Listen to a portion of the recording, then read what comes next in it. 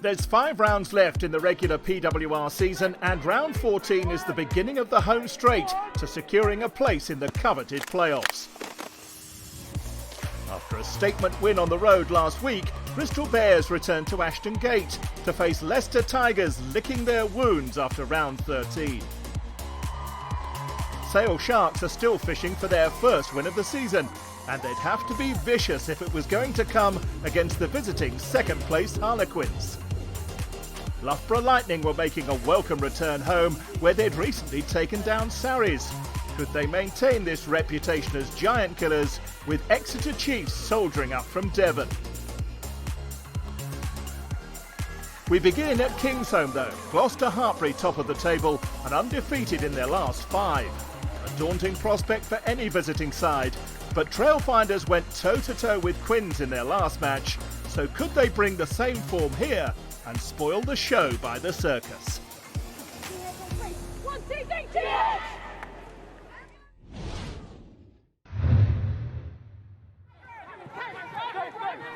Commentary comes from Claire Thomas. In the pocket is the Maple. Shell charged down by Hunt, gathered just about and dotted down. Well, they fluffed their lines when it came to the delivery, but there's no one on a rugby pitch who will outthink or outfoot speed Mo Hunt. 5 points just gifted to the champions. There's the scrum, there's the platform. What can they conjure up with it? It was Hyatt on that inside line, out to in and accelerating hard with it. Hunt now finding on her shoulder Beckett. She's going to have to really rootle for this one. There are Trailfinders everywhere she looks. Queuing up for it, but didn't need the one of them, because Mackenzie Carson was there with hands open, over she bursts, and she slams another 5 onto the champions' tally.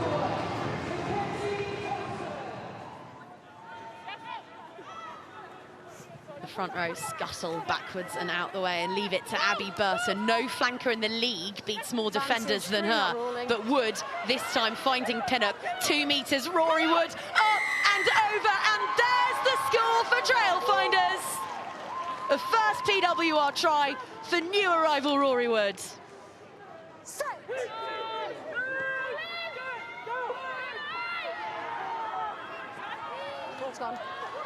Zachary heading up down that channel. Will anyone stop Kate Zachary? Eventually, yes. It's Mo Hunt, but they're 4 metres out from a second now, Trailfinders. What a salvo this would be. 3 metres the difference. Amory picking out Pinnock. Double shots raining in from the champions, but the gap is narrow, and there are some explosive individuals who all fancy getting hands on it. They go again through Leatherman. Still short, our referee deems. Red jerseys packing down against the line. She's over, Tyson Bukaboom! And Trailfinders are wielding their underdogs tag like a sledgehammer. 2 scores in double quick time. It's the Canadian Tyson Bukaboom. Gloucester Hartpury score most of their points in the 3rd quarter, but they've got a handy habit of scoring something right before half-time. Here is Else. Burton's tackle, queuing up all of those figures around the left of that breakdown. Carson brings them inches out. Hunt with the step back against the grain, as slippery as an eel and over. Complacency in these parts will not go unpunished. Leave it, Red, leave it. Gloucester Hartpury told to leave that one alone. Alert to the threat of Wood, ball in hand. It's Aldcroft who shoots up and makes her shot. 20 tackles last week, the England captain made against Loughborough. Still going, Trailfinders. What a rumble that was. And now Wood has it and will have her brace if she's got that down. Trailfinders are celebrating. Well, Trailfinders fancy themselves mischief makers here at Kingsholm. Rory Wood has 2.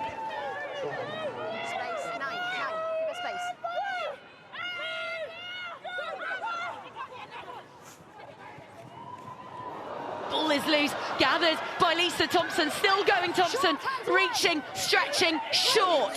Massenson sizes up her options, picks the loose heads. And it's Trailfinders who hits the front. What a day to be a prop from Ealing, Olivia Leatherman.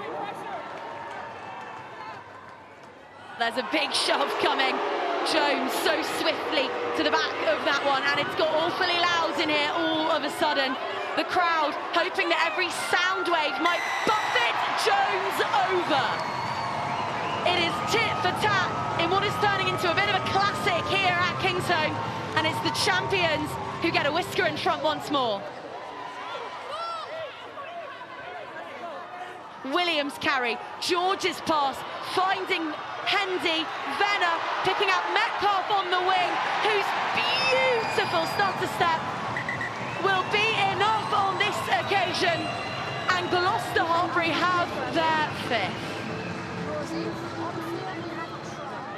Davies finds compatriot George, but it can't quite be gathered cleanly, so there's a scrum advantage for Trailfinders, who will kick it away. Massenson over the top, chasing it is Musgrove. It sits up for Liz Musgrove with just Hendy to beat. And what a return from injury for the Scottish flyer.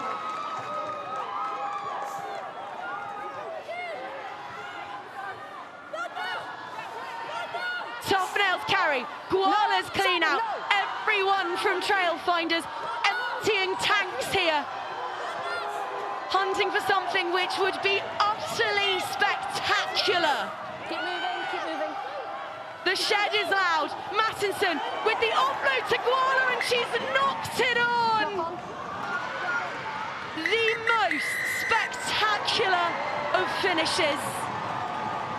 But Gloucester Hartpury survive. Just full-time score in this one. What a game. Gloucester Hartpury 33, Trailfinders 31.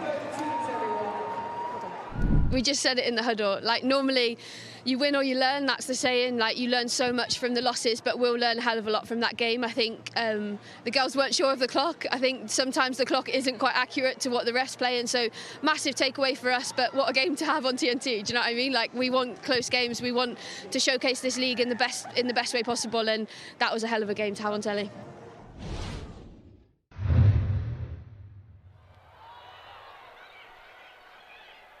This was the first home start for Ilona Marr in Bristol colours in front of another big crowd at Ashton Gate. The Bears full of confidence after that win at Exeter, and it showed. They already led through a Holly Phillips try when they launched a superb break.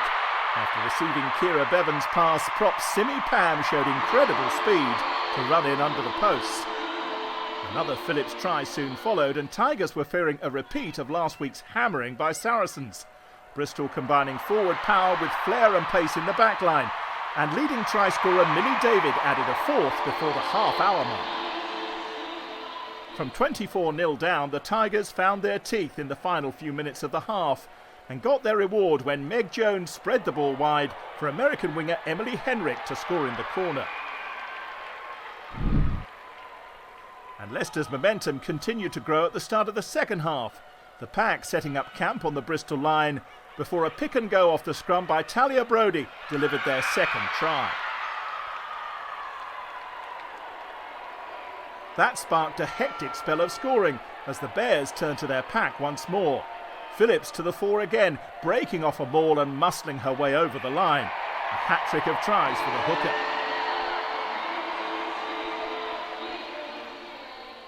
Back came Leicester again, playing with much more self-belief.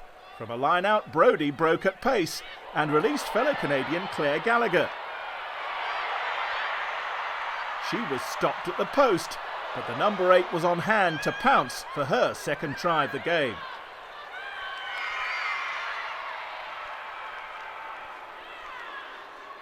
In response to that, Bristol rang the changes from the bench, but Phillips was still there, steering a line-out drive within range before dashing over for her fourth try of the game with less than an hour played to stretch the Bears' lead again.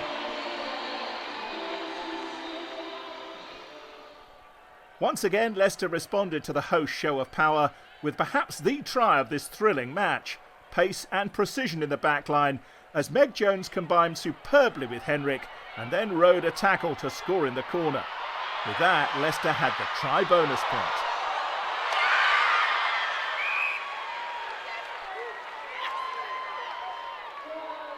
But the win was Bristol's once they added their 7th try of the game. A patient build-up followed by an injection of speed which released number 8 Gabriella Negrelli to score in the corner.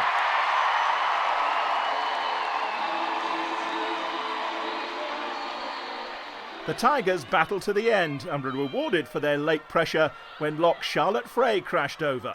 Some pride restored for Leicester after the week before, but Bristol's bid for a top 4 finish is gathering pace. Final score, Bristol Bears 43, Leicester Tigers 29.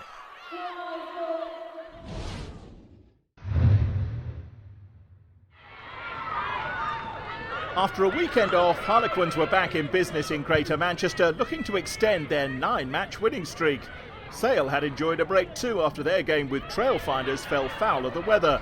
It was the visitors who got back into the groove quickest. After some slick passing, Ellie Kildunn sprinted away to score her 6th try of the season. Not a great start for the Sharks, still chasing their first victory of the campaign. But they hit back quickly, thanks to some quick thinking from scrum half Sophia Stefan. After taking a quick tap penalty, the Italian international squeezed over the line.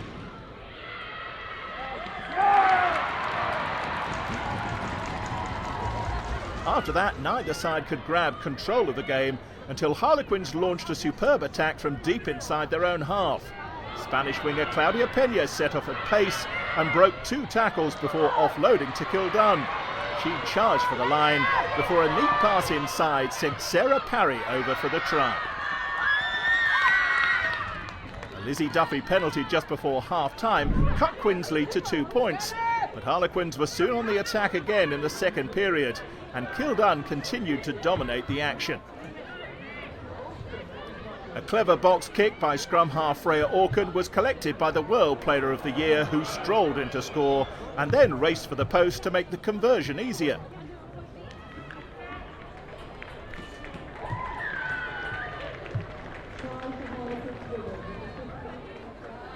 Now Quins were in total control, and 5 minutes later Kildunn was added again. Some lovely passing sent the fullback on her way. She threatened to score again herself before nudging the ball through for Peña to bravely collect. A bonus point try for Harlequins, who now had a healthy lead.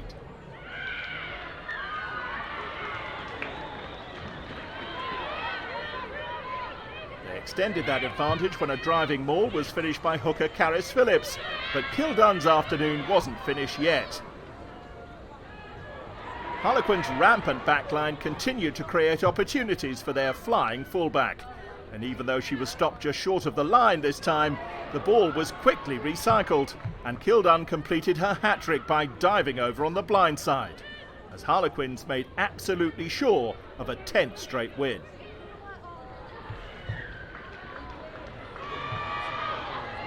Another disappointing afternoon for the tired and demoralised Sharks, and there was still time for them to concede one more score. A stray Sale pass was picked off by Quins' replacement winger Izzy Mayhew, who dived in under the sticks as the visitors made it 31 unanswered points in the second half. Final score, Sharks 10, Harlequins 43.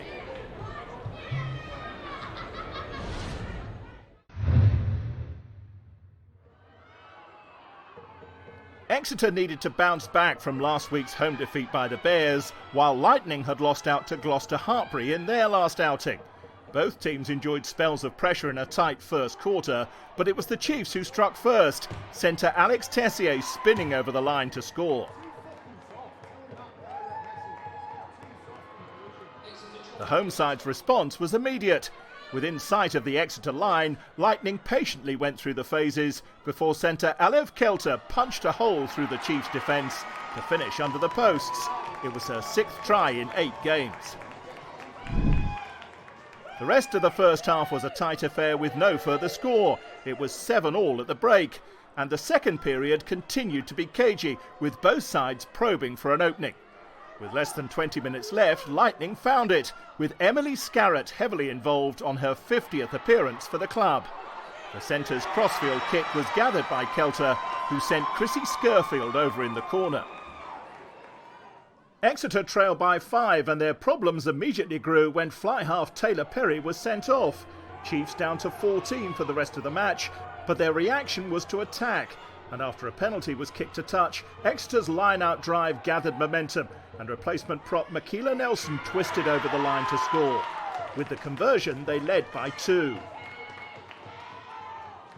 With 10 minutes left, another twist.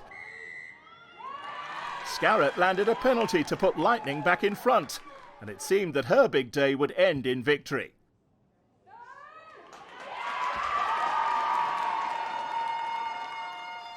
Exeter had other ideas, but they were held at bay until the last minute of the game. One final line-out drive saw 13 Chiefs players join in, and Lightning couldn't hold them. Replacement hooker Emily Titosi emerged triumphant from the pile of bodies, and it was clear what the win meant for their playoff challenge. Heartbreak for Lightning, despite their obvious improvement. Final score, Loughborough Lightning 15, Exeter Chiefs 19. Round 14 delivered big scores and close contests in equal measure. The big scores came from Bristol Bears against Leicester, and Harlequins hit 43 points too against the Sharks. It was much closer for Gloucester Hartpury and the Chiefs. Those results mean Gloucester Hartpury stayed top above Quins, Exeter move above Saracens, who didn't play, and the Bears are still very much in the playoff race. The bottom 4 all lost this weekend. Round 15 gets underway with Bristol's visit to Trailfinders. The live game on TNT Sports on Saturday lunchtime sees the Tigers entertain neighbours Lightning. There's another local derby when Harlequins host Saracens, and on Sunday the Chiefs face the Sharks. We'll round up all the action same time next week.